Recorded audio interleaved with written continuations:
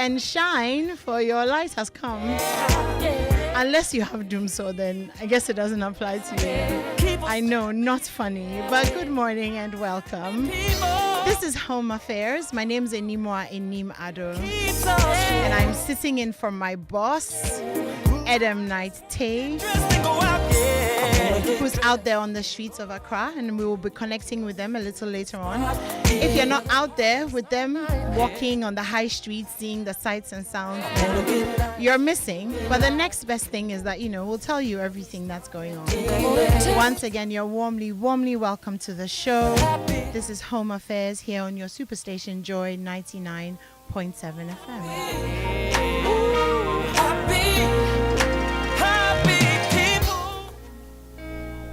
And this morning, I'm having a very interesting conversation.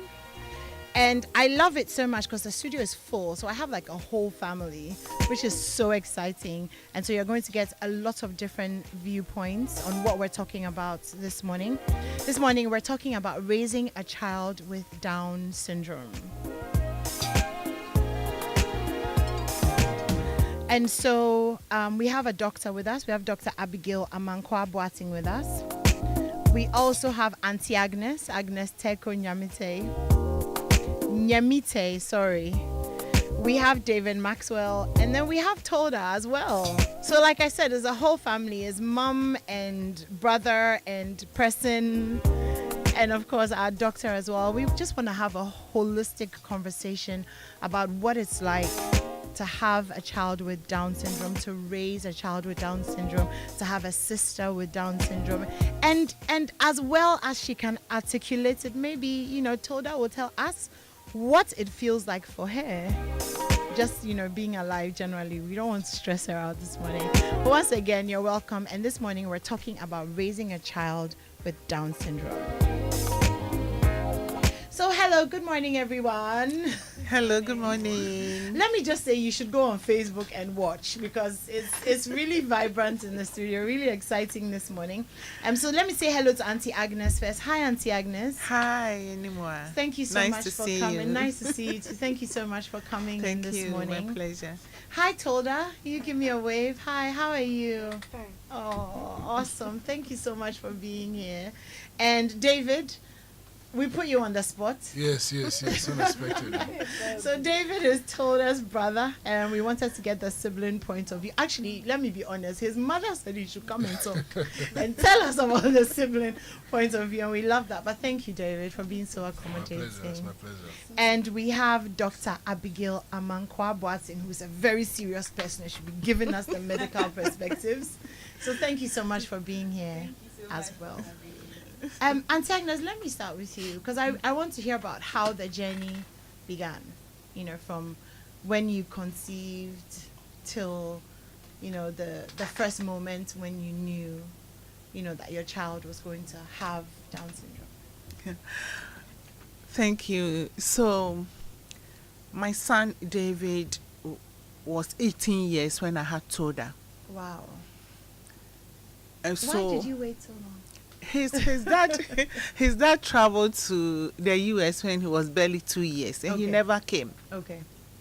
So I lived a single life with him, and I prided myself that I'm single and content. I have a son, so I didn't mind about anything. Okay. So I met this man, and then we got married. Okay. He put me through a lot of stress to have a child. Okay. So I was 45 years when we got married. Okay. So I said that because of age, I didn't want to go through the stress of fertility treatment, so I was going to pray. Okay. So I prayed to God. I went to Shiloh with the Winners Church, and for a week I was fasting and I was praying that God should change my organs. I said to myself that if when you buy a TV and it spoils, you go to the repairer. The repairer replaces, has parts to replace it. I tap into that. So God, replace my parts. It is, if it is my fallopian tubes, if it is my ovaries, whichever it is, that should come alive. Come alive to let me have a child. Please replace it. Okay. Were you, sorry to interrupt, were there problems? Had you tried conceiving and you weren't? Or No. this was like No. measures from the beginning? The prayers? Yes, Okay. yes, just from the because I Okay. think I thought that my age, because of my Because age, of your age, I okay. was past the fertility period for women, so I didn't want to undergo fertility treatment. Okay. So I was going to resort to prayer. So I went to Shiloh, and then when I came back, I got pregnant. Okay. And I said, hallelujah. Amen. I remember when I went to the hospital, I was 46 years then. I went to the hospital, and then I said I missed my period. The nurse told me that it was menopause. Wow. I said that no, it is not. You let me see the doctor. Let me undergo the test and see if it is menopause or what. So I saw the doctor, and I was asked to go to the lab. The results I should come for the following morning. And when I went, it was positive. So I went to show it to the nurse, positive. So I was happy. So it was a stressful pregnancy. Okay. I was told that I had some fibroids in my womb, which was struggling for space with the baby. So whenever the baby turns, it's so painful. I was given medications during the first periods, but the doctor said that he wasn't going to give me any painkillers because it was going to affect the baby. So when the pains come, I have to endure it, and it was very painful. So when I had told her, the first day that I had, it was through cesarean. They said that she wasn't turning, she was sitting. So I knew it was going to be a cesarean delivery. So when I had the gynecologist looked at her, and then she said, she told me that, I think that your baby has Down syndrome. I was just looking at him. He said, okay, you don't worry. It is not my specialty. The pediatrician will come and examine the baby and confirm my suspicion. So the pediatrician came the first day, and she examined that thoroughly. They told me that she has a webbed neck. That's what I remember. So my baby has Down syndrome. So then I asked everybody, every nurse who came around, what is Down syndrome? What is Down syndrome? Because when I was giving the information, me minus me, I've gone to Shiloh. I have fasted 1 week, and I have prayed. No fertility treatment. God has replaced my organs, and I have a baby. You cannot tell me that my baby has Down syndrome. Because when I started inquiring what is Down syndrome, it is the triplication of the 21st chromosome, and it is an abnormal condition, and your baby is not going to develop normally. And I said, what? Minus me. So that was how. That was how it came about. I mean, I hear you saying the minus me, but Yes. how did you actually feel? Because I'm sure beneath the minus me was the, okay, this is actually happening. Oh no, it wasn't happening. It wasn't happening. No. You were in No. complete minus me mode. Wow. It is because God cannot give me a baby at 47 years and give me a baby who is minus what I know God can give us. So, and I also had some pastors who were also helping me to pray. If it is Down syndrome, God should change your condition. God should change your condition. So I was hopeful that if even it is Down syndrome and it is all that they are telling me, that God that I serve, who gave me a child at 47 years, will change the condition. Wow. So I was praying. So for close to about 2 years, I was living in denial. I remember somebody came to visit me when I was discharged and I was home. And then she said, Agi, obey. And I'm saying,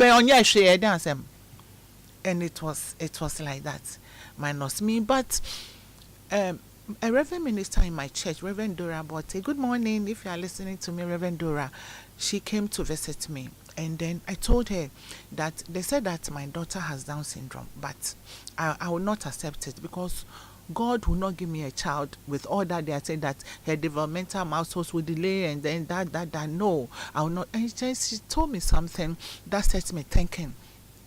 She said that God can choose to change her condition. But what if God says, no, this is the child I'm giving you? What will you do? So then it also set me thinking that, yes, God answers prayers saying yes, and he can also answer a prayer saying no. Yeah. So what should I do? So that sets me just to renew my mind, and then to actually accept her, and then to really know what to do to myself and my baby. It wasn't easy because I went through depression. I had to go through counseling sessions because her father will not accept her. He told me that ebawe awakowi ebi ni efie enti fawadie, and so date he hasn't set eyes on Toda. Wow. Yes, and you know his father traveled when he was young, and I had to live a single life, raising him all by myself.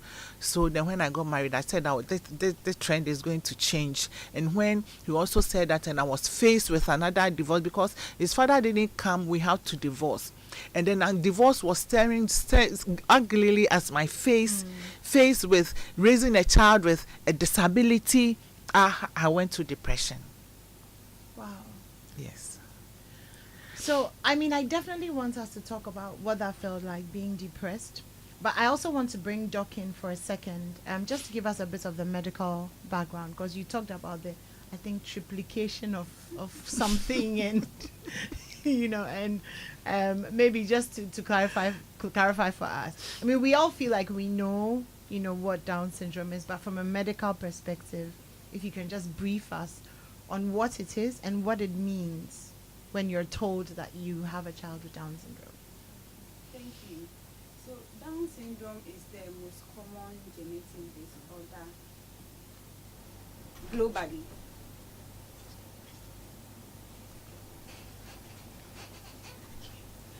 Down syndrome is the most common genetic disorder globally. Okay. And it's a form of chromosomal abnormality. So for every human being, you have 23 pairs of chromosomes. So your father gives you 23 and your mother gives you 23, making 46. Okay. These chromosomes are numbered from 1 to 23. Okay. In Down syndrome, what happens is that the 21st chromosome, what we call chromosome 21, instead of being 2, that's a pair, they are 3. So there's an extra copy. From where? The extra copy can either come from your mother or your father. Okay, but how does that happen? How? So, because it duplicates. That's what it yes. means. So instead of one parent giving 1, the parent gives 2. Okay. So that extra copy will come with unique physical appearances and some health challenges. Okay. So that's what happens in Down syndrome. And science has been able to come up with possible factors such as advanced maternal age. So if the woman is beyond 35 years, in some places they talk about beyond 40 years, or even if the father's age is also advanced, then there is a high chance of the child being born having Down syndrome. However, I've also come across very young couples, 23-year-olds, who are having Down syndrome. So we only talk about the risk, an increased risk. But then nobody can really explain why this woman had a child with Down syndrome. Okay. But we know that advanced parental age is a risk factor.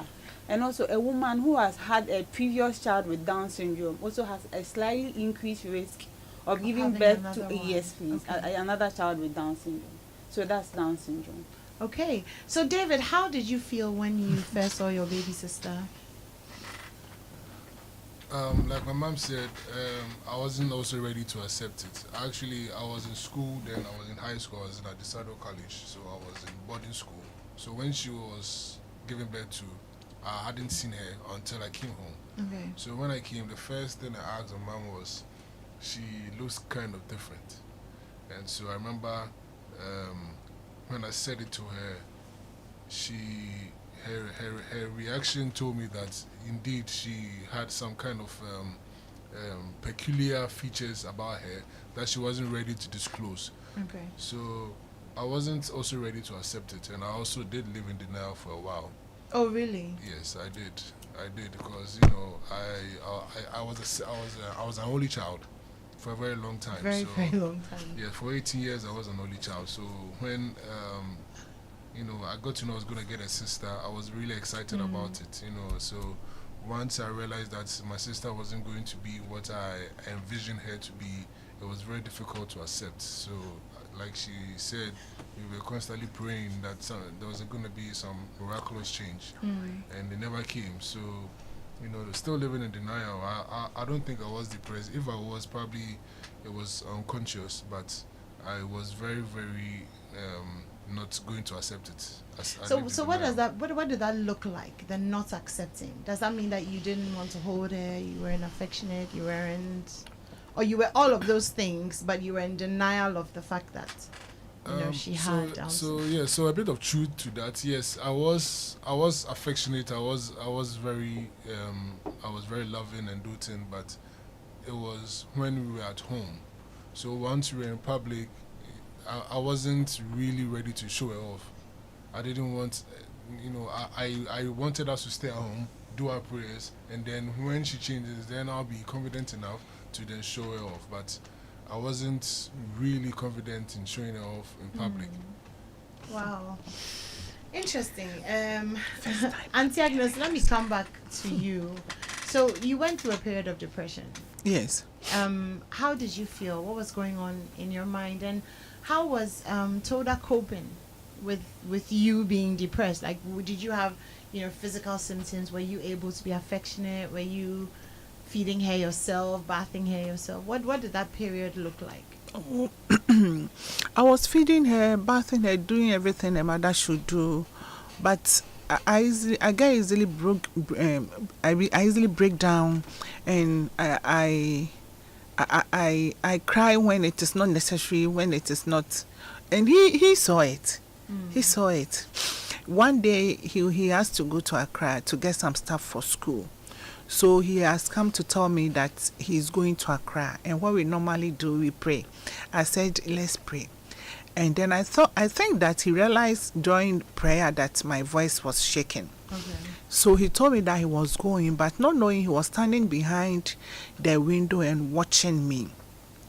I had Toda at my back, and I have put my head on the wardrobe, and I was crying. I thought he has left. And so he came to tap me, and then when I turned, he asked me, are you depressed? Actually, I didn't know that I was depressed. I didn't know, because I didn't feel like dressing up. I wake up in the morning, I'm all home.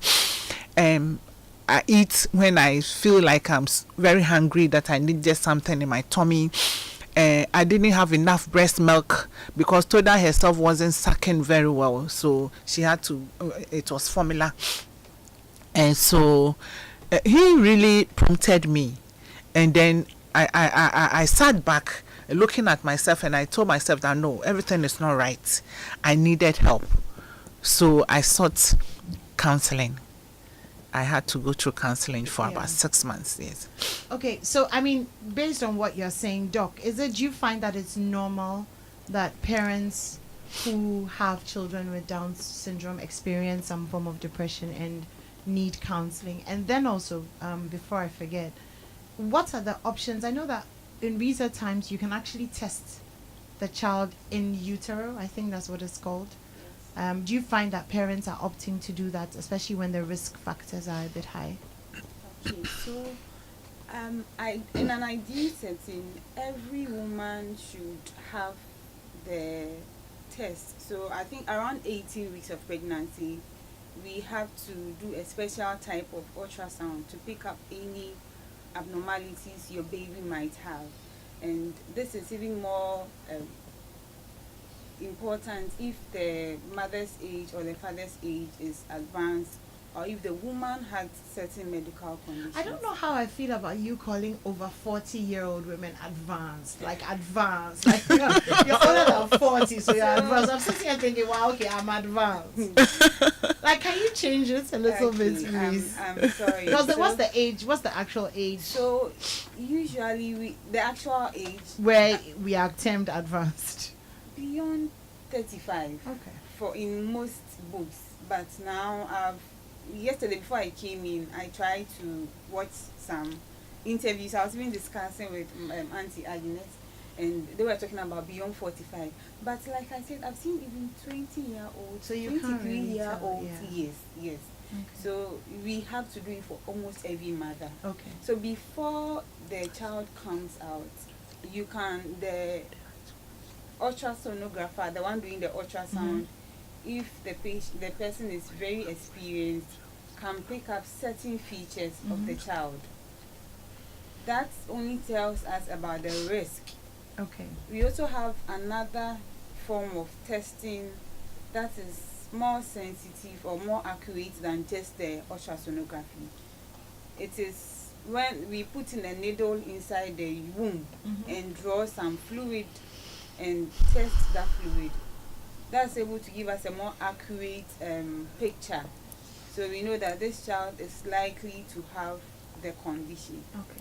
Also, after the baby comes out, usually within the first 24 hours of life, the obstetrician or midwife attending to the mother and baby will be able to pick up certain physical features that may be suggestive of Down syndrome and call in the pediatrician. I mean, in an ideal setting, after every baby is born, there should be a pediatrician or a neonatologist who will examine the baby before the mother takes the baby home, even if everything seems fine. Yeah. So within the 24 hours, we pick certain physical features, and based on that, we may do another test to confirm the diagnosis. So the confirmatory test only comes in after the child is born. Okay. And we have two types. One that is rapid, you get the results within like 48 hours. That tells you the baby has Down syndrome. A second one, it's more advanced. It takes a number of days, and you can even tell us the type, because we actually have two types of Down syndrome. So these are the tests we can do. And like I said, we have young couples who have the Down syndrome. And so back to the first question, how do parents react? Yeah. My last encounter before this show was with a 23-year-old teacher whose second child, I think the first child was about 2 years, and the second child has Down syndrome. For this particular mother, what happened was, after delivery, unfortunately nobody told her anything. So she said they were looking at her and she could tell something was a bit unusual comparing this child to her first child. So she went home and read. At the time I was seeing that baby, the baby was about 14 days old. So it made the counseling a little bit easier, but still not easy for the parents. So what we should do better as health professionals is, we don't have to just drop the news on the parent. Yes, there is a need to involve even a genetic counselor, a physical therapy, a psychologist. Auntie Agnes mentioned she was depressed. You know, sometimes after we've told them about the news, we leave it there, but that does not end there for the family. And even not just the one sitting in front of you, because this is my first time hearing from a sibling. Yes, a sibling. So advanced sibling. Yes, sorry. So there is the need for us to have a complete counseling and find we have a way to deliver news that may not be so favorable. So from the set goal, we need to counsel those parents and continuously support them, give them emotional support. Even not from us, so we refer them to professionals, and also link them to other parents. So for support, like for support groups. Exactly, so that they can learn from the experiences of other mothers or caregivers. Right. So it is not easy for any parents at all. It is not an easy. I can imagine. Auntie Agnes, would you have wanted to know before you had it? I thought about that, and I was blaming my gynae in myself that I hear it comes with age, and it is commonly come with age. So maybe at that time that I had to that 47, probably I might have a child with any kind of disability, but I wasn't told anything. I wasn't told anything. If I had been told that because of your age you could have a child with this or that, maybe it could give me an information, and then I kind of alertness.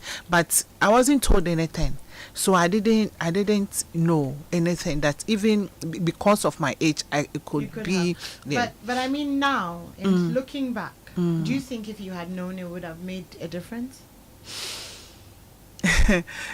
For what I'm doing now, I'm enjoying what I'm doing now. Okay. Because of Toda and the struggle that I've gone through, even to accept her and to move on mentally with myself and with her, and how I am able to, because of the experience that I have, I'm able to speak to other parents and they are happy, and they also know that they are not on this journey alone. Yeah. I think that it's okay. It's okay. It's okay. Well, the other day I was telling a friend that he asked me, "Agi, are you serious?" I said that maybe God took Toda's father so that I can take Toda everywhere and put her on TV and nobody will restrict me. Yeah, I mean, yeah, definitely. So it's fine. I think that you realize that a lot of the things that happen to us are for other people. No, it hasn't occurred to me. Yeah, I mean, I think on my show on Wednesday, I was speaking to a lady who had been through so much, and she said she felt that a lot of the things that happened to her happened for other people, because sometimes God looks at you and sees that you have the strength to deal with it, and you can be a mouthpiece, you can be a voice, you can be a source of support. And so he sends that to you so that you can be that. And I think even without realizing it, you are actually that. Yes, somebody told me that, Agi, what you are doing is ministry. It's a ministry. It is. And I did not realize that when I started with, I actually started with Toda Connect Foundation. Okay. When I was talking about, acceptance is very important to me, because these children, doctor will tell us, come with a lot of health challenges that requires a lot of financial drain on the parents. And it also comes with this kind of divorces that you find yourself as a single parent, and you have to deal with yourself, you have to deal with the child, with all the health challenges that comes, family and society and everything. So I was, well, yes, it is a ministry. Thank you. Now that you've accepted it. Okay, so let's get back to the part of the conversation where when you accepted or you realized that you were depressed after David's diagnosis of you. Because he's the one who diagnosed. Yes, he's the one who diagnosed it. So after his diagnosis, what did you do when you came to that realization? What were the steps that you took? I spoke to a couple of friends, and I'll mention Mr. and Mrs. Sahiable in my church, who also had a child with Down syndrome. He is 2 years older than Toda, and then they really supported me. They really supported. They were the shoulder for me to clean on and to cry on. And my friends, we have a clique in church, the NGOs, they also supported me very, very much. And so I was introduced to Reverend Abedu, who took me through counseling sessions. I had to go to his place for the sessions 2 times every week. And he took me through counseling sessions to just bring me out of the depression. So at this point, were you still in denial, or you had accepted? Oh, that time I had accepted it. Okay. I had accepted. So, you know, when people say I've accepted it, it's a bit abstract. You know, it's like, oh, I've accepted it, but for you, what did it mean for you? When you told yourself I've accepted it, what were you accepting? What were the kind of things that were going on in your mind that you were allowing to settle and say, okay, this is okay? And so my friend Helena, Mrs. Sahiable, good morning if you are listening. I said already that they had a son with Down syndrome, and then she would tell me, "Okay, obile Down syndrome or mini. Kwemo mawina if I think Ghana man, so we can speak Ghanaian language." Wow, that's a good one. You can speak and I'll translate. And so they said your daughter has Down syndrome. And so what? Look at my son. My son is this. I said, They said that a lot of them comes with hole in heart. They said, but look at her, that she's so strong. There's no hole in her heart. So you go and check. I turned and I believe that there's no hole. And she really encouraged me. And so she was the support then. So I accepted the fact that I had to deal with myself, that I've become a single parent again. Yeah. I mean, that's tough because there's a part of you that's actually dealing with the breakdown of your marriage. Yes. Whilst you have a new baby. Yes. And a new baby who has Down syndrome. Yes. Yeah, that's tough. Yes. That's tough. So I primarily had to accept the fact that I've become a single parent again. And I had to go through the stress of raising my child alone. And then dealing with him, it wasn't easy. I had to sacrifice a lot of luxury as a young lady to put him through school.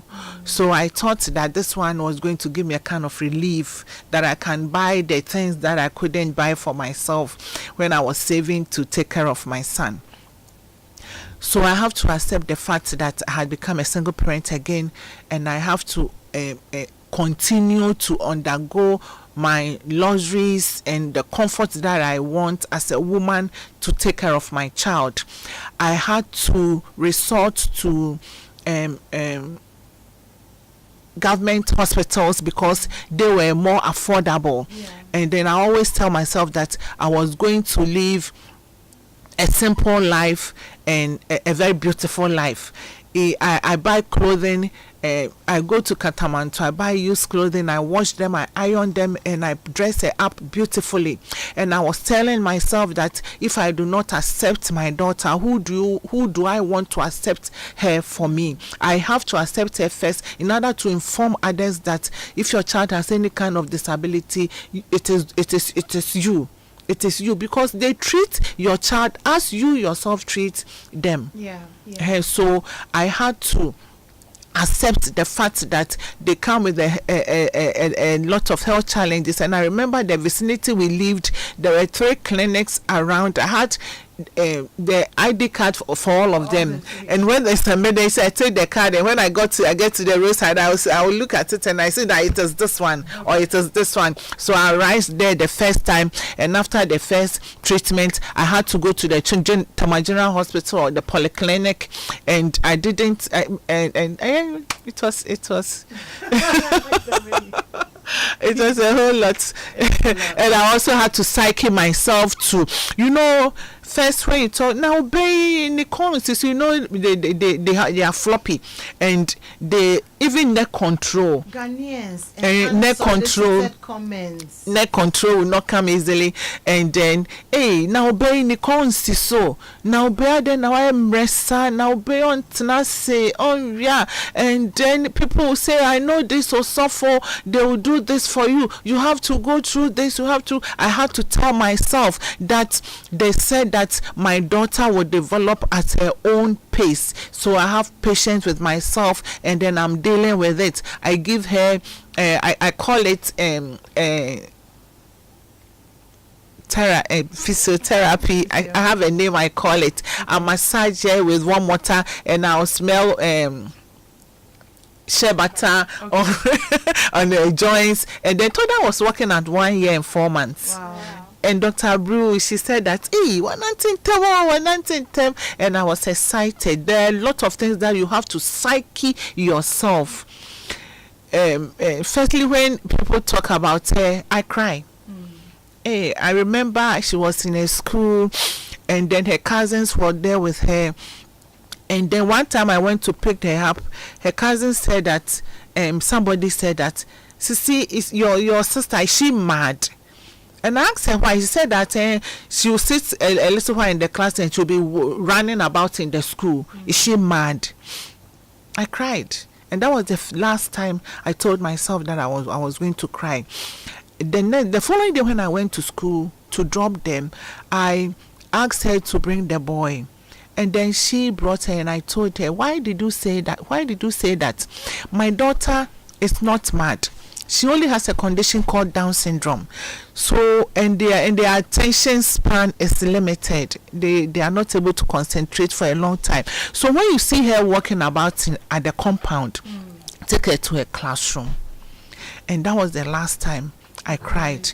And then I told myself that it is ignorance. Until I had told her, I didn't also know what is Down syndrome. I might be also stigmatizing in a way I wasn't aware myself. So I told myself that I was going to advocate. I was going to tell people what Down syndrome is. I was going to advocate for the rights and acceptance inclusions for persons with Down syndrome and persons with any kind of disability. Right, okay. That sounds good, and that's what you're doing now. Yes. Right? Yeah. I want to talk about the health challenges that come with Down syndrome. So I'll speak to you, Auntie Agnes, and also Doc. But before I do that, David, what was your acceptance process like? My acceptance process, I think mine came naturally. So for a very long time, I think my mom had accepted before I did. So a very long time, I hadn't accepted it, but it was kind of unconscious. Okay. So it was a bit unconscious. So what I realized was that I was mirroring the way people were treating her, and so before, like I said before, I wasn't really comfortable showing off and taking her anywhere. But when she started school, I was taking her to school and I was picking her. So when I realized that people were gravitating towards us more, people wanted to say hello, they wanted to have a bit of a longer conversation, they want to ask how she's doing. So then I realized that being with her was actually drawing more people to me, because people were now peculiar about what condition she had, and they wanted to create conversation. So it got me thinking, and I was looking at it from a different perspective. I said, well, before I didn't want to take her out, but now that I'm taking her out, people are rather... You're enjoying that attention? Yes, well, kind of. Kind of, yeah. Kind of, but then it made it easy. Yeah. It made it easy because then I realized that... it's not that deep. It's not that deep, and in a way, I was stigmatizing myself. Yeah. Because I already had my own preconceptions about Down syndrome, and then I was living it out without knowing that I was living my own stigmatization against the condition. Yeah. So when I realized that people weren't really thinking the way I thought that they did, it made it easy to accept. So, I mean, once you accepted, then everything changed. Do you think it helped your mom when you accepted? Yes, I think it did. She started the Toda Connect Foundation, where she started talking about Down syndrome. She was always advocating for people with Down syndrome, and she was doing it with the Facebook. So she kept posting pictures, and I always used to be on the neck that, no, I don't like these pictures you're posting, the quality isn't good, but she was doing it from her own way, her own idea of what advocacy was. So then when I realized that it was getting some kind of traction, yes, it made me be supportive of what she was doing. So yes, yeah. It definitely helped. It did. Okay. It did. So we're going to take a quick break, take some messages from our friends, and then when we come back, we're going to cross over real quick to the team that are touring Accra and Edem, just to find out what's going on from them, and then we'll come back in studio and we'll have a conversation about the health challenges and coping with the reality. I mean, we've talked a lot about the emotional reality, but the physical reality of living with a child with Down syndrome. If you just joined us, this is Home Affairs here on Joy 99.7 FM. We're discussing raising a child with Down syndrome, and when we come back, I will reintroduce my guests. I won't tell you who they are so that you go and then you don't come back. So if you want to know who they are, come back. I'll tell you who they are. But in the meantime, we're also live on Facebook, so you can go over there and watch the interview. I always tell you the visuals are always better. So just a few messages from our friends, and then when we come back, we will continue. Stay tuned in. Hello, Ohima. Eti saying. Ayo. Na edahin. Me kwatade. Edie bensa. Cry Chachi, Obasuja, Naso Beshem. Oh, Nasajana de also, I damn quite the washroom cacro. Anyway, make up a vitamin be the Jujumako. What a coincidence. Mr. Nuana Mikoto and Nuana Mino. Hey, bra, wait, dear, whoop for one. Oh, I want a mint minka won't throw. Vitamilk no, and would get him pana when it jam. Me pe Vitamilk banana and me chocolate because I'm black and proud. Hey, interesting. Me dear me a regular guy. So wow. When you kapao. So wow. I can see we have something in common. Ohima, Yankoni Yanko try a Vitamilk connection. Would your bomb kana metia? And you be as a quiet down. A quiet bay. Aha, Namuni Bribi. Vitamilk Difufrobia Becambusian and why your friend of Vitamilk Strawberry. Vitamilk feels good anywhere, anytime. This advert is FDA approved.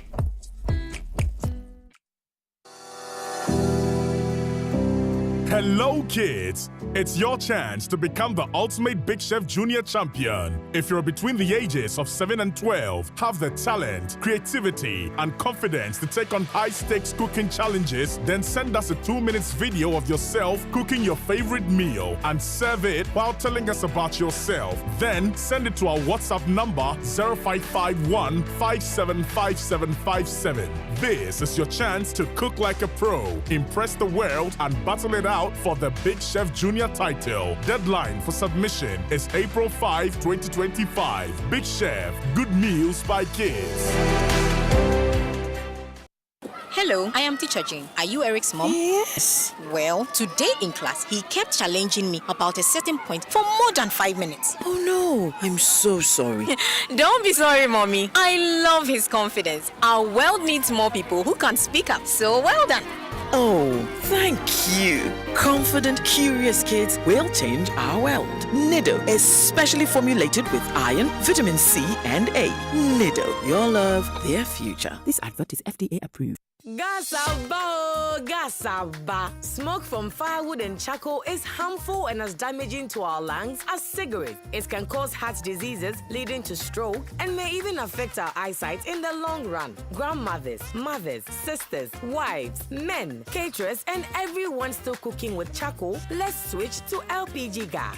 The National Petroleum Authority has introduced the cylinder recirculation model in collaboration with local partners to make gas more accessible in all local communities. Whether you own a cylinder or not, join our CRM initiative. Simply show up at any exchange point near you with a small down payment to receive a filled cylinder or swap your empty one. Regular safety checks will be in place. Say ebisa musemo or gas. Afeidie gasaba. Switch from firewood and charcoal to gas for a better and healthier life. This message is brought to you by the National Petroleum Authority and the Ministry of Energy. Let's be honest, if you don't own a fresh Udin outfit, are you even celebrating Ghana month? My sister, I was thinking of getting one. But Charlie, value for money. Then now is the time. How? Udin is dashing free out of fabric. Really? Yes, when you buy ready to wear or fabric this month. Wow. Extra style, extra flex, no excuses. Upgrade your Ghana month drape. Visit any Woodin retail or partner shop nationwide and get extra fabric free. Terms and conditions apply.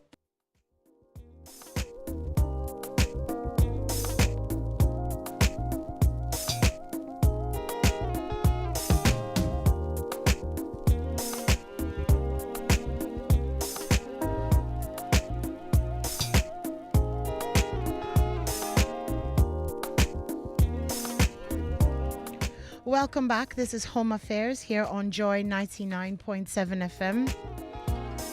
My name is Animwaa Anim-Addp, and we're having a conversation on raising a child with Down syndrome. My guests today are Agnes Teko Nyamite, David, her son, Toda, her daughter, and Dr. Abigail Amankwa Boateng. It's a complete family affair this morning, which is how it should be. If you've missed any parts of this conversation, just pop on over to Facebook. I think you can rewind live videos. Otherwise, you have to wait for it to finish and then it will be there and then you rewind. Either ways, I mean, you get what I mean. But thank you so much for staying tuned in. And as usual, our WhatsApp lines are open. If you have any questions or comments, we would love to hear from you. It's 055-1111-997. The joy of every parent is to see their children grow healthily and become more intelligent and physically fit. To achieve this desire, every parent needs to ensure that their children are given nutritious foods that have the essential nutrients which can promote their well-being. One of the best of such nutritious foods is Vitamilk soy milk drink. Vitamilk is made from whole grain soybean, which is a good source of plant protein and is enriched with omega-3, 6, and 9, calcium, and other essential nutrients and multivitamins recommended for healthy living. Also has no artificial coloring, no artificial flavorings, and no preservatives. Choose Vitamilk Champ for your children because the protein, calcium, and omega-3, 6, and 9 in Vitamilk Champ has proven to help your adorable children grow smarter, healthier, and strong every day. Vitamilk also comes in its regular soy milk drink. Vitamilk Energy, the energy booster with no caffeine. Vitamilk Choco, Banana, Strawberry. Also comes 250 ml and 1 liter Tetra Pak. Vitamilk is indeed a nutritious beverage that feels good anywhere, anytime. And joining us on the phone lines is our team out there on the streets. Hello. Hi, Animwaa. Hi, Adam. How are you guys doing? Well, good. Thank you for taking up the job this morning. Oh, anything for you. Anything for you. So what's up? How has it been so far? You had to wake up early. Well, I mean, waking up early, especially on Saturday mornings, is a no, right? Yeah, exactly. But then, our audience are here, gathered in their numbers. Right now, we're stretching at the Bukom Boxing Arena. So after the stretching exercises, we'll get on board the buses, and then we will go to our starting point, which is the Christianborg Castle, and then we'll begin the tour. Wow. So where are some of the places that you're going to? Okay, so we're going to start from the Christianborg Castle. We'll go to the Nationalism Park, we'll go to the Arts Center, we'll go to the Kwame Nkrumah Memorial Park. There are places I heard, I don't know, Naiwe, Brazilian House, Dakubu House, and all that. So we're going to go through all those places, get to know the history of some of these places, and then walk all the way through to the lighthouse and back to the Bukom Boxing Arena, where the Kinky party will be happening. Oh my God. We are hungry in the studio. We are hungry. So, I mean, when you call us again, I'm sure we'll be on the walk, and then I will hand over the phone to some of our audience, and then they will speak to you about their experiences. Yeah, that would be very nice. Yeah. But Adam, just so if there's anyone at home and they are listening and they want to come and eat a kinky, can they come? Oh, why not? Okay. We should be back. We're looking at being back by 11. So they can meet us here by 11. You can meet us here by 11 and then be part of the party in as much as they didn't go for the walk. So everybody is welcome. Okay. All right. Well, thank you so much. You guys be safe out there, and we will talk to you again soon. Definitely. Thank you. All right. Thank you then. That was Adam Knight, Tay, Programs Manager and host of Home Affairs on the regular. And like she said, they're out there and there's kinky. So, I mean, the choice is yours, you know. You can either sleep and be hungry, or you can go there, you know. Like I said, the choice is completely yours. But have you ever set foot inside a prison? Have you ever listened to an ex-convict recount the moments their world changed? The crime, the sentence, the struggle to survive behind bars? Do you know that some prisoners fear freedom more than confinement, dreading the stigma that awaits them outside? And is it really true that presidential amnesty is reserved only for the powerful and privileged? This March, prepare to be shaken as Image Bureau and April Communications and Joy FM, in partnership with the UN Family in Ghana and led by the Joint United Nations Program on HIV and AIDS, brings you But Beyond the Walls, a gripping George Quay original directed by Na Ashoko.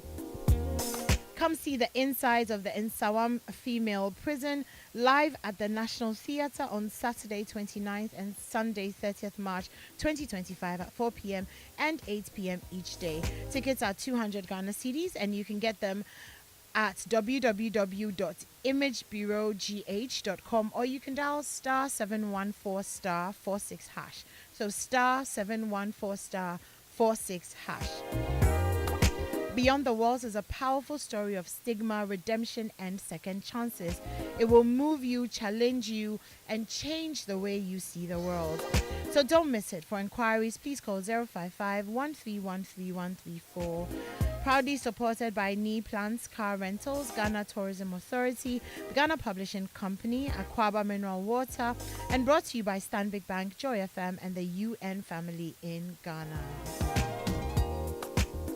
So have you listened to Pentecost Hour yet? Well, if you haven't, then you can tomorrow at 1:30 p.m. Pentecost Hour comes off every Sunday at 1:30 p.m. And this is a religious broadcast program which is sponsored by the Church of Pentecost. And it comes your way with the chairman of the Church of Pentecost, Apostle Eric Nyamiche. Like I said, it's on every Sunday at 1:30 p.m. and Apostle Nyamiche brings you life-transforming truths that nourish your soul, ignite your passion, and restores hope in the nations. The Church of Pentecost, we are possessing the nations for the Lord. Can I get an amen? And okay, we're diving straight back into our conversation. This is Home Affairs here on your station, Superstation Joy 99.7 FM. My name is Animwaa Anim-Addp, sitting in for Edem Naite, and I have Auntie Agnes, Dr. Boateng, David, and Toda in the studio with me, and we're talking about raising a child with Down syndrome. Okay, so hello once again. Hello. We're back from that break. You guys are okay. Toda, how are you feeling? Are you okay? Fine. You're fine. Are you enjoying being on the radio? Yes. But you haven't said anything. Are you shy? No. You're not shy. I can tell. I can tell. So, do you like school? Yes, please. What do you like? What's your favorite thing to do in school? I learn. You like learning? You like learning. What did you learn? What have you been learning? Math and then English. Maths and English. Those are your favorites? Yes, please. Do you have a lot of friends? Yes. Well, who's your best friend? Um, Oh, you have more than one best friend? Yes. Okay, so what are their names? Kingford. Kingford? And Salah. And Sella. Is Kingford a boy? No. A girl? No, boy. Kingsford is a boy and Sella is a girl. Do you play football? Yes, please. That's why Kingsford is your friend. Does he play football too? Yes. He does. Okay, David, why are you laughing? What's the secret with the football and she doesn't play any sport. She doesn't play any sport. But watching is also as you are exercising your eyes watching the football. Oh no. There's nothing like exercising your eyes. Kobe, stop. I need that. Kobe, stop. Oh yes, madam. Very good. You've been told off. Just calm down. Calm down. Thank you, Toda, for being here. Are you enjoying yourself? Yes, please. Okay, thank you so much for being here. I wanted to talk about some of the health challenges, the physical challenges of actually having a child with Down syndrome. Let me start with you, Auntie Agnes. What's the thing that you struggled with the most? Their floppy body, low muscle tone, that makes them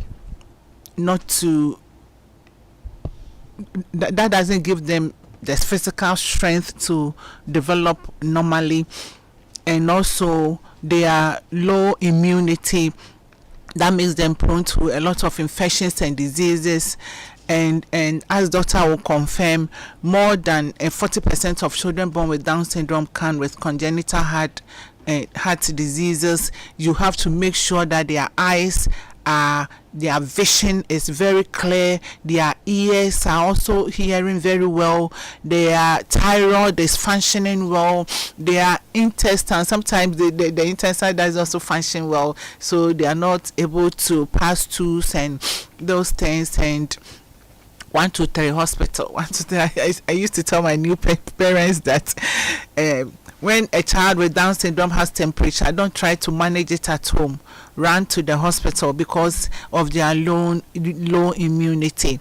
So it is difficult. It is difficult to manage a child with Down syndrome. I will not say that it is an easy journey. Okay. It is not easy. And specifically for you, what are some of the things that you've had to deal with?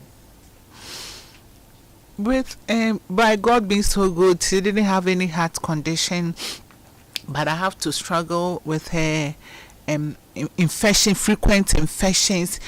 I had to pull her out of school because she was always sick, and then the doctor could not even tell the kind of infection that she has, so she advised that I pull her out of school. So she had to stop school. I had to look for another school for her, and lately I had to battle with her thyroid because it's always my throat and my ears. I understand that the hole in the ear is so small that she has to wash the ear.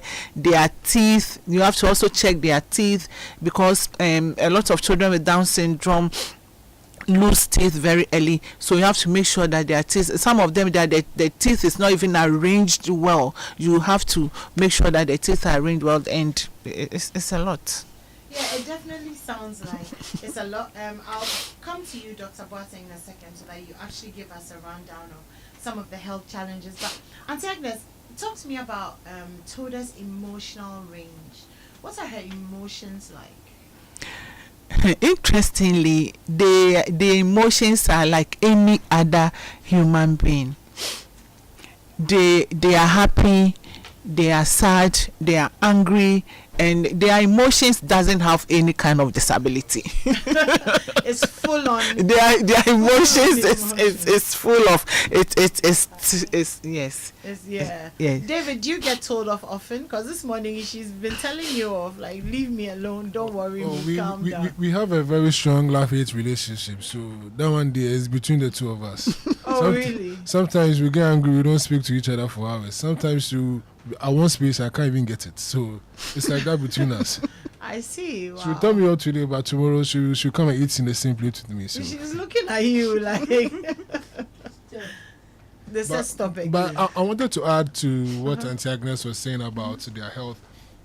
I don't know if you can categorize this as health, but their speech is something that has been very, very that speech in particular is something that has always been on my mind, and something that has always been a problem for me, because like Doc was saying earlier, when you have early intervention, their speech improves a lot. There was this lady who in Spain, she's a member of parliament and she has Down syndrome. And I listened to her speak the last time and she was so articulate. There's also a Canadian called Madison Tevlin, who is an actress, and when she speaks on TikTok, it's so fluent. Okay. But then when it comes to Ghana, there are not too many people with Down syndrome that can hold very long, meaningful conversations. And I realized that their speech is something that we really need to invest in at an early age. I know it's not a health issue, but it's something that I think we also struggled with in the beginning, because we didn't really have that early intervention. And so Toda started a bit, but she communicates well. Yeah. So I also wanted to add that to the list of things that she was talking about. Okay, well, thank you so much for that. Doc, so over to you now. Let's say we've come to the point where we discover that we have a child with Down syndrome. What are some of the health issues that we can expect to deal with? And also, what are some of the interventions that, if are put into place on time, could maybe soften the blow of some of these health risks? I'm sorry I do this to you. I always ask you more than one question. I realize. I'm really sorry. I'll take it one at a time. That's okay. A child with Down syndrome comes with unique physical appearances, we've established that, and some health challenges. So we'll talk first about the physical appearances, some of the unique features, and then we'll talk about the health challenges and the interventions we can put in place. So usually at birth, they will have a smaller head. Their head will look smaller. You see that their ears are a bit placed lower on the head. The face to the nose is a bit flattened. We call it flattened nasal bridge. Their tongue may be a bit bigger, and they have a short neck. So Auntie Agnes said my baby has a webbed neck with some extra skin folds. And also they have issues with their intestines. So inside their abdomen, what we call stomach, the organs there, they easily kink. Some of them may not even have the hole where we passes waste. The hole may not be placed properly or may not be in the right place. One very striking feature is what we call hypotonia, weak muscles. So that makes it relatively difficult for them to have neck control, sit, crawl, walk, and run. It does not mean these children will not be able to do that. With early intervention, we can support them with physical therapy for them to achieve those motor milestones, for them to walk properly, though they may take a little bit longer. So that's the first one. Also, they may have issues with their eyes and ears. So in an ideal setting, within the first 24 hours, any child who is suspected to have Down syndrome, even before we do the confirmatory test, should have those tests done. So we should check the eyes and the ears, so that if there are any issues, we intervene quickly. They can also have issues with their thyroid. So at the front part of your neck, there is an organ there. It produces a certain form of chemical that helps you grow. It also regulates some reactions in their body. So they may have a little bit too high or too low. That can come with issues. However, we can manage those conditions when they are detected early. So with the things I mentioned, I talked about the eyes, the ears, and the thyroid. We don't just do them at the early stage. They have to have frequent monitoring and checks. They also have reduced immune function. So mommy said they were going to hospital very often. And you see, all these things I'm mentioning are not things that do not happen in other children without Down syndrome, just that they have a higher risk of getting them. They may also have issues with their heart, what we call hole in heart. They have a larger number of them having hole in heart as compared to other children without Down syndrome. However, all these heart conditions can be treated and managed. Yes. In an ideal setting, if such conditions are picked up even before the baby turns a year, that surgery is done. But when it comes to our part of the world, we may have issues with finances. Yeah. And with the hole in heart, even with those that maybe after birth you see their heart is fine, you still need to we have a special type of picture we take of the heart. We call it echo. You take that to see if the heart is functioning properly. With the speech, they may struggle with speech, so it is very important that. So David will say it's not it's a medical challenge. It is very important that we introduce them to speech therapy as early as possible, because usually within the first 2 years of life, that is when the brain is developing. I mean, throughout life, the brain will develop. We can still alter certain things, but we have a greater chance to alter or affect the way a brain develops. So your brain will develop by genetics, what you are born with, and by your experiences, whether positive or negative. So when we introduce these interventions very early, they will be able to achieve their full potential. Okay.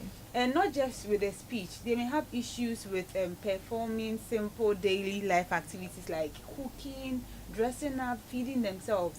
They need to also introduce them to occupational therapy to help them be able to perform some tasks and be able to live an independent life. So with all the challenges I've mentioned, I mean, they are not death sentences. There is a way we can help them. The most important thing is starting the interventions very early. And the greatest challenge in our part of the world are the negative or harmful myths surrounding Down syndrome. So we not normalize seeing them in our places of worship, in our schools, in our marketplaces. You see a child with these unique features, and it's like everybody is looking at you and all of that. But I'm happy we are having such discussions, because that's the most effective way to get people to accept and understand what Down syndrome is actually. So for all the medical issues, there are interventions that can be put in place for them to reach their full potential. David mentioned some minister of parliament. We have some actors and actresses who've been able to, achieve their full potential, and they are contributing meaningfully to society. So these children with this condition can be helped if we're able to detect them early. So that comes back to acceptance. If the parent or the caregiver does not accept it, then some of these interventions can be delayed. So they have to be cancelled. They have to accept, and they should be willing to start treatment, and also regularly monitor some of these issues and immediately sort them out as they come up.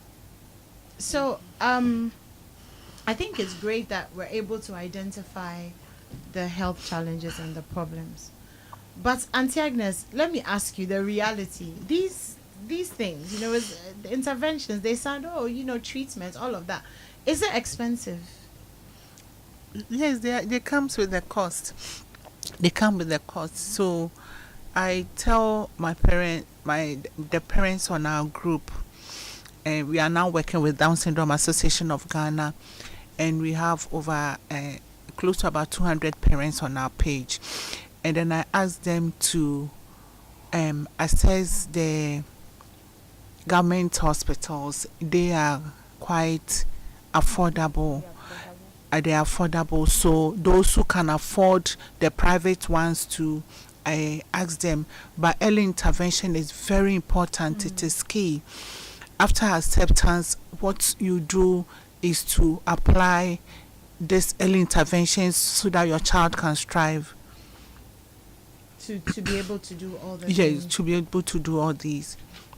I'm just wondering, and maybe I should ask Doc, our national health insurance system, does it make room for children with Down syndrome? It's just purely, I don't know, so I'm asking. Okay, so it's not a condition that's directly listed on the national health insurance. However, if they come with, let's say, an infection, and they are doing a test like full blood counts, I know some of these tests are subsidized, but it's not directly listed as a condition that should be completely waived with the national health insurance. So, for instance, consultations at lots of government, almost all government facilities, are subsidized with the national health insurance. So it's just similar as children without the national Did that help though? Are you on any sort of insurance? Yes, we use health insurance, and health insurance does not cover a lot of the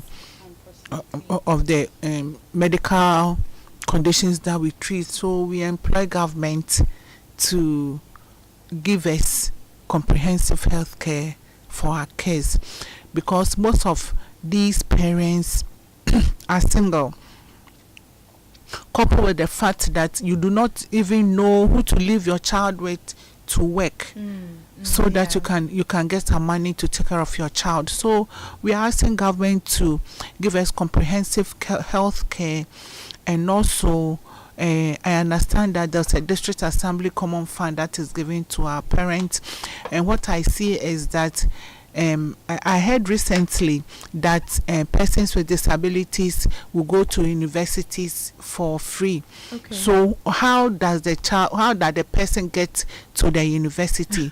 They have to start from somewhere. School, Actually, education for our children is also a challenge. Toda is in her 4th school now, and if you have money to pay for an expensive facility. The other time we went to a school, and I admired the certain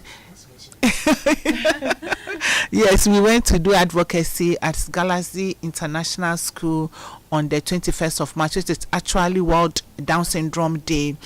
We went there and I admired the setting, a small class size with 2 teachers. Wow. And it was beautiful.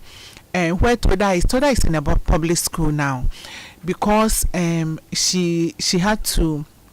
And I had a lot of problems with her former school, and I didn't know where else to put her in Tema. When I was looking for a school for her, I went around searching with her brother, and nobody was prepared to take her, because I'll tell you that my daughter has Down syndrome.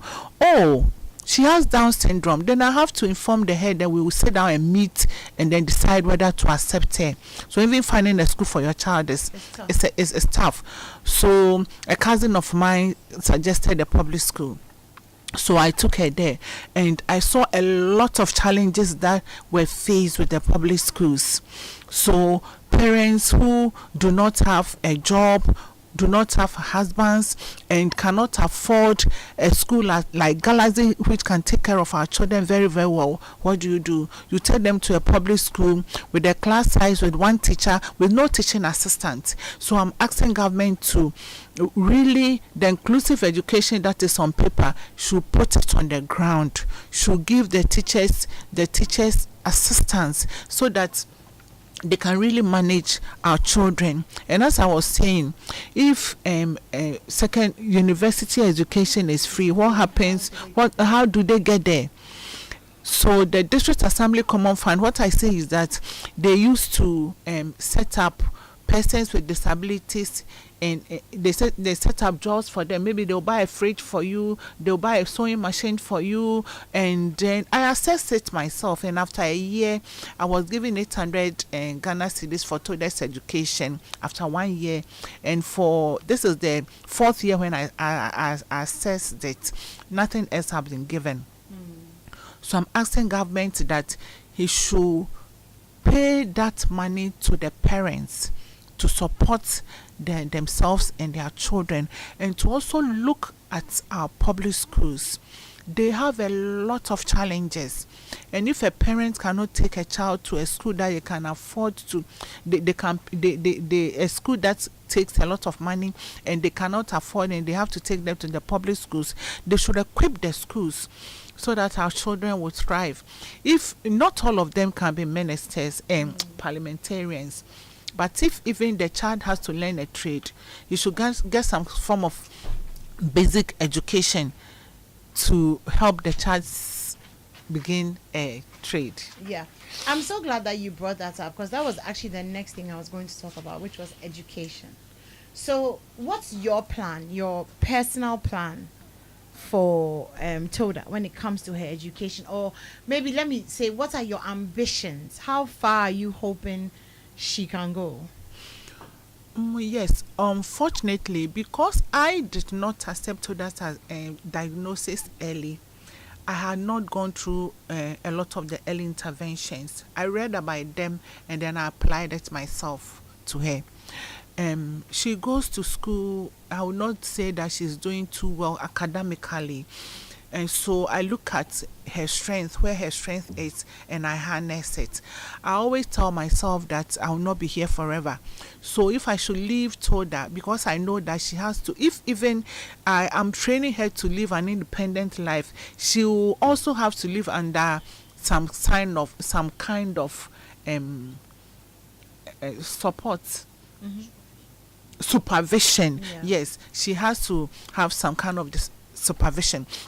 So if I should leave Toda for her brother, Toda should be able to cook her own food. She should be able to dress her room, wash her clothing, and things, basic things that she can do for herself. So what I do is that children with Down syndrome, they like music and dancing. Mm-hmm. So I have enrolled her in a cultural dance group that she goes to every Thursday, and then she likes cooking. So she goes to school from Monday to Thursday, and then Fridays. Mirabik, good morning, Mirabik, and thank you for accepting Toda. I really appreciate you. I take her to Mirabik for her. It's the way you change your voice when you're doing the shout outs for me. There's a normal voice and there's the hello, Dr. Good morning. It's amazing. Wow. And so she goes to Mirabik, yes. Mirabik and catering services to go to assist in their kitchen. And I'm hoping that I know Toda's strength academically, and I know that she cannot continue after JHS. And so I by the time she finishes JHS in the next 2 years, she should be able to manage everything in the kitchen, and then she can work in any restaurants as a kitchen assistant. Okay. And so that is what I envisage I'm for glad her. you have a plan. Yes. You're not just, hoping that, everything will be fine. But Toda, can I talk to you for a second? Doc, can you just help her with the mic so that I can... Toda, you have to speak. Yeah. Or just bring the whole thing down. Yes, aha. So, if you're watching us on Facebook, then you know we are fixing to this mic. But if you're on the radio, silence is us fixing the mic. Okay. So, Toda, can you talk to me a little bit? Do you like cooking? Yes. What is your favorite thing to cook? Jollof and chicken. Jollof and... Is it what you like to eat or is what you like to cook? To eat. Can you cook jollof? Yes. You can. How do you cook jollof? You put oil on it.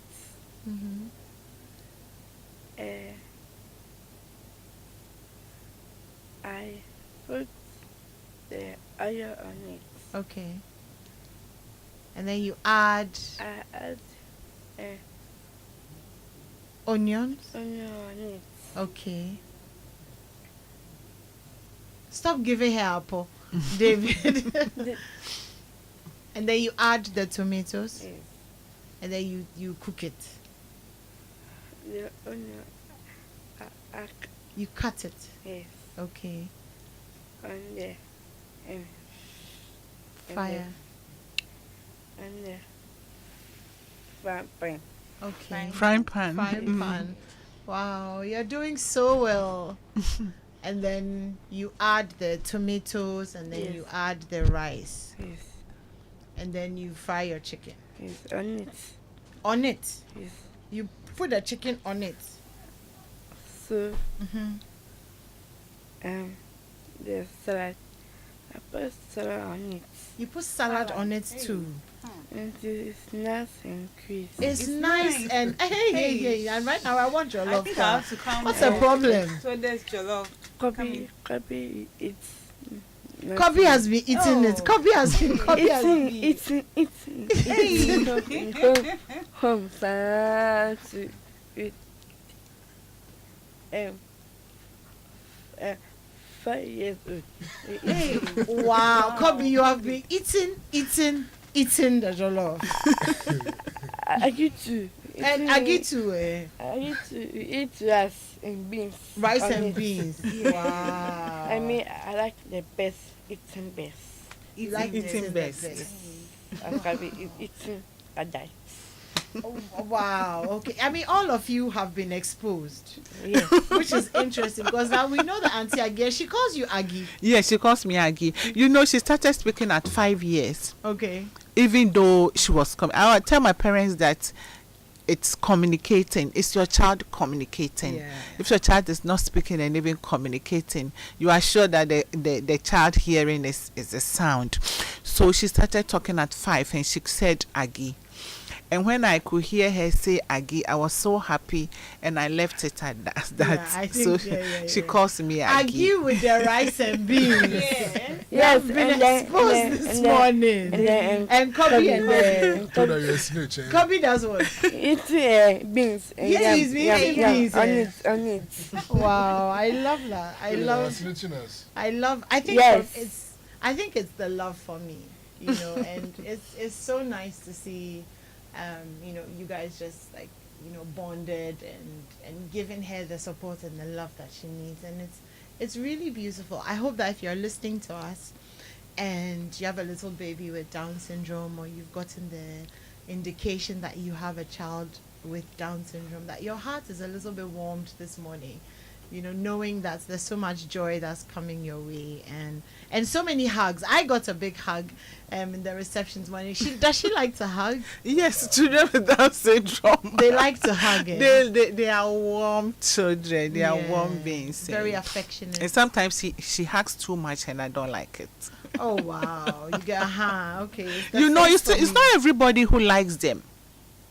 It's not everybody who likes them. So it's not everybody who wants to respond to the hugs. So sometimes it worries me. Yeah, no, I totally get that. So before we go, my last question for you, Auntie Agnes. Hey, she said she wants to talk to you. Okay, what do you want to talk? Please, Toda wants to talk to me, so everybody should please wait for us. Toda, yes, talk to me. Dance. You can dance, yes. Or you want to dance? Hey, Jesus. Okay, what song do you like? Huh? What song is that? Ichok. Hey, is this love? Ichok. Give me 5 minutes, okay? I will play the song for you and we will dance. Okay? We'll do a TikTok video. Are you on TikTok? Yes. We'll do a TikTok video. She's very popular. She has about 40,000. Are you serious? Kobe. She was telling me to tell doctor that she's on TikTok. So doctor, please, she's on TikTok. You are dealing with a star. You're not taking it seriously. I'm looking for the song. Like and follow. Please, she said you should like her on TikTok. What's your name on TikTok? Toda Connect. I can't hear you. Use the mic. Toda Connect. Auntie Agi, I think you can tell us. Toda Connect. She's on TikTok. Toda Connect. Yes. Okay. I'm looking for a choco. Money, we are not joking here at all. Doc, you wanted to say something? Yes, I left a very important thing out when I was talking about some of the challenges, and I think Mommy mentioned it. I want to come in quickly. They have a little bit difficulty with their learning, but that does not mean they can't. They need support. So difficult tasks or complex tasks should be broken down for them. And in school, the teachers should be ready to spend a little more time with them and use more visuals and hands-on to teach them. So they need a lot of support with that. But I'm saying again, that does not mean they cannot learn. They just need a little more time to be able to learn and catch up. And when we give them that support, they'll be able to, do well academically. And not just academically, in other spheres of life. Yes, yes. That sounds really good. They may have some difficulty with it. I'm sorry, I'm distracted by the choke. Like, it's the most important thing that's happening right now. Kojo, please, I can't find the choke. Like, well, we cannot. I found it. I found it. We are very, very serious people this morning. I got you. Okay, we are going to dance to each other. Look, if you're at home, please, the earlier you go to Facebook and watch us, the better it will be for you, because now we're about to have a party. Anyway, before we do that, the joy of every parent is to see their children grow healthily and become more intelligent. So to help you achieve this desire, you need to focus on nutritious foods which have essential nutrients and which can promote their well-being. One of the best of such nutritious foods is Vitamilk soy milk drink. So there's the regular soy milk, there's choco, banana, strawberry. It comes in 250 and 1 liter Tetra Pak, and it has no artificial coloring, no artificial flavorings, and no preservatives. Vitamilk is indeed a nutritious beverage that feels good anywhere, anytime. I still have one question though for you, Auntie Aggie, and I think also for David, what is your biggest fear for Toda? Yesterday I was listening to Auntie Mary. Auntie Mary Animwaa, good morning. And then she spoke. Good morning, Auntie Mary. She was speaking about something that I dread. She said that our children are abused sexually, and that is my biggest fear. Okay. And some of her comments on Facebook, on TikTok, they said that look at her, she has a lot of nyas. She has a lot of nyas, and it scares me. Somebody posted a comment, and I was afraid. I pray God to intervene. Yeah. I pray God to intervene. To protect her. To protect. Another person also gave a comment. Don't worry, God will protect her. Don't worry. I said that I was teaching her to run simple errands at home, and I put a video on TikTok, and then somebody commented that if you leave her alone, somebody will rape her. Oh wow. And I was scared. But she also has to learn how to protect herself, how to run simple errands. She cannot be home all the time. Yeah. So that is my dread. Finding the balance and finding that is my biggest But God is fear. able to protect. Amen. So let's have more faith and fear. Amen. And please leave Toda alone. Like the people, I don't get people and their comments. And anyway, what about you, David? My biggest fear is even beyond Toda, my biggest fear is that Ghana will still be a nation that still stigmatizes against persons with disabilities, not just Down syndrome, and discriminates against them, and that our societal norms are so entrenched in our ignorance of the condition that it's almost a part and parcel of us without us even knowing. Yeah. So I remember when Toda was born, there is a Ghanaian term they say, also Kojano Kwai. And they say that about a lot of persons with disabilities, which is an euphemism for infanticide. Okay. You know, just leave them by the waterside Somewhere, or in the forest. Yeah. I've heard about that. And it came up a lot. And we were just, I think a month ago, she had an interview on TV, and it was about a child that was also being taken to the forest to be left alone. And I realized that I faced this 14 years ago when Toda was born. And it hasn't changed. Yeah. And we are living in the 21st century, and we still hang on this thought process, which is so archaic. So it scares me a lot that as far as we've come as a nation, our societal norms is still entrenched in ignorance. Yeah. So it worries me a lot. I totally get that. Thank you so much for sharing My pleasure. Your views. And you asked for you, a special thank you to you because we put you on the spot. How you go do? So I'm very grateful. Thank you so much, Auntie Aggie, for coming this morning. And Toda, thank you. I'm going to play your song and we are going to dance. So don't worry at all. But this is a message for you. So Auntie Pat is texting and she says, David, it's been a long time since you left Tepas. This is Auntie Pat. I'm happy you are supporting your mom. So when I are chopping fans, charge you for chopping fans. She was my teacher in Tema Parents. Tepas is short for Tema Parents. Oh, okay. All right. Let me do a quick birthday message. A happy birthday to my husband and best friend, Mr. Benjamin Tay, branch manager of CBG Ashaiman Roundabout. Today's your birthday, my love. We will celebrate it to the fullest. With every year that passes, I only love you more. God continuously bless you abundantly. Happy birthday, my hubby. I love you. Cheers to a good year, soulmate, from your wife, Joanna. Yeah, but you like romance, so it's not easy at all. Okay. Dear Animwaa, I'm Santa. And I want to believe all fraternity listening now can come together to make a donation for our brother for safekeeping. Well, you organize that and let us know. and we will facilitate that for you. All right, I think we're pretty much done. So we're going to do our song. We know our time is past, but we're going to do our song and have a little party. Yeah, sure, Auntie Aggie. Yes, and finally, to all our listeners, if you know a person who has a child with Down syndrome or you have Down syndrome yourself, please, I'm encouraging you that you are not on this journey alone. You can reach us to us, Down Syndrome Association of Ghana. There are a lot of parents, there are a lot of shoulders for you to lean on. So you can please call us on 020 740 5343. 020 740 5343. And our website, downsyndromeghana.org, and Down Syndrome Ghana on all our social media handles. Okay. Has she said everything? Oh, yes. Yes, she said it. Okay, she said everything. A few more comments from Facebook.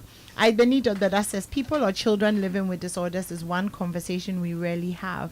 So it's difficult for them to get the attention they deserve. I also think that doctors should sensitize parents to be able to accept their children, because at the end of the day, they don't entirely have total control of what type of child they give birth to. Like Doc said, accepting the child very early helps to get the interventions they need. And he says, Mommy, God bless you. Kofi Dako says government should train and employ more special education teachers. Most of the school environment isn't child friendly, so government should government should come together to help special needs children. And he's shouting out to the teachers in the Jowulu Special School, saying that they are doing marvelously well. Stephen says, my son is in a Montessori school and questions are set based on his understanding. And I love that so much.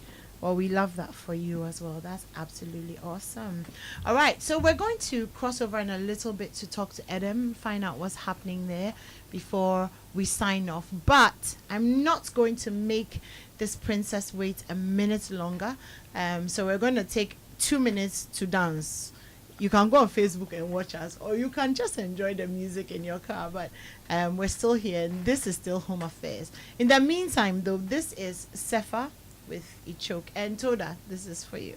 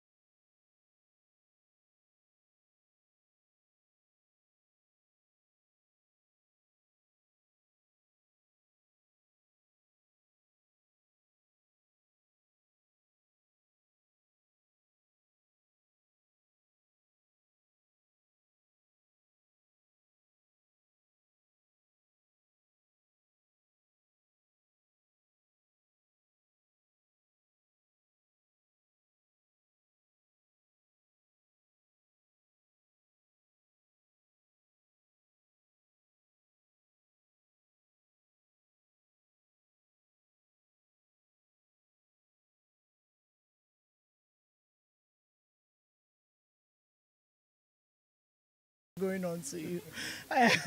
But this has been Home Affairs here on your Superstation Joy 99.7 FM. My name is Animwaa Anim-Addp. I'm sitting in for Adam Nate. A very, very big thank you to my amazing guests. So amazing. Agnes Teko Nyamite, Dr. Abigail Amankwa Boateng. A special shout out to David Maxwell, who was roped into the conversation, and the most special shout out to our dancing princess Toda, who has she has the Miss Ghana wave. So absolutely love that. Thank you guys so much for coming and sharing so much joy and happiness with us. And all right, we wish you all the best. I'm crossing over now to have a quick chat with Lex. Hi, Lexis. Hello, Animwaa. Hi, how are you? I'm very well, thank you. How are you? I'm very, very good too. So, how is it going? Have you guys started the walk? Listen, we have already started, and you'd be so jealous. Guess where we are? Where we are right now? We are inside the Christian Bock Castle in Osu, and this is actually my first time actually entering this edifice, and it's totally amazing. We have lots of our listeners and our friends who listen to us, joining us this morning. We just did a little stretch up at the Bukom Boxing Arena, and but we're bounced over here to the Christian Bock Castle, and we're now touring this amazing edifice, and then from here we actually continue to Independence Square and then go down the Accra High Street. So yeah, you're not too late to come join us if you wanna. Yeah. It definitely sounds like fun. So what's the castle like? Oh boy, it's still very rustic, but it's huge and humongous. You know what I'm saying? Like, this is a colonial masterpiece from back in the day. You know what I mean? And so it was converted into the seat of government, and later, well, it was exited. And it's not a historical piece that we're checking out. But I think that our listeners are even having more fun than I am, to be honest. Peter Mabu is here with me. Let me just give the phone over to him so he can tell you the experience so far this morning. Hi, Peter. How are you? Yes. Joy FM. What's the feeling like? Yeah, I'm over 50 years. And this is the first time I'm entering the Osu. I was born and bred in Osu, but I've never stepped foot here. Wow. So it's really a privilege that Joy has given us that we should just go back to our history. And then this Ghana month, I wish we can do it at least twice a year. I know. So at least we get to know the tourist sites in Accra here. Yeah. So the crowd is just something else. That's good. Yeah. And I think for you, even though it's iconic, you are happier because you have your children here with you. Yeah. They are not my kids. They are my nieces. Your nieces, okay, yeah, right. Okay. Prisha J and Tiffany J, and we did a new friend, Belinda. Okay. We have kids and then we have grown up. The tour is just amazing. Okay, let me talk to Trisha. Trisha, how are you? I'm good. Now, what do you think about the place you are at now? I think this place is beautiful, and I love to hear the history of Osu Castle. Yeah. And I want to learn more about this. I wish we can do this more than once. Yeah, more than once. I'm sure Tiffany will agree. Tiffany, what do you think? I think the place is very beautiful, and it brings back old memories of... Old memories? How old are you? From 100 years. Okay. What do you like so far? Everything. I just want to go inside and see. Go inside. Okay, go ahead. Belinda, right? Is that your name? Belina. Okay, what do you think as well, Belina? I wish I also do some research in the old time. Okay. Also, like, it looks like they told us about the science, the place. That's cool. All right. Thank you so much. So there you go. Animwaa, that's basically what it is. Okay. Our folks are having a good time. You know, young and old. We have people over 70 with us. We have young children as well, below 10, who are also learning a bit more about Ghana. So it's a good thing. And we're having a good time here. All right. Well, stay safe out there. Don't eat too much kinky, Lexis. Why not? Because leave some for us, because we are coming. We beg you. All right, we beg you. But stay safe out there. It's been good talking to you. All right then. That was Lexis, and he and the rest of the team are out there. They are the Christianberg Castle now. It's not too late if you want to, go out and have some fun, eat some kinky. That should be really good. Well, I'm done for this morning. So thankful that I'm done. It's been so great spending my morning with you. And coming up next is the Weekend City Show, but it's a playback because the whole crew is out there on the streets chilling. But I hope you enjoy that, and I hope you have a fantastic weekend. I think we'll do this again next week, so stay safe out there.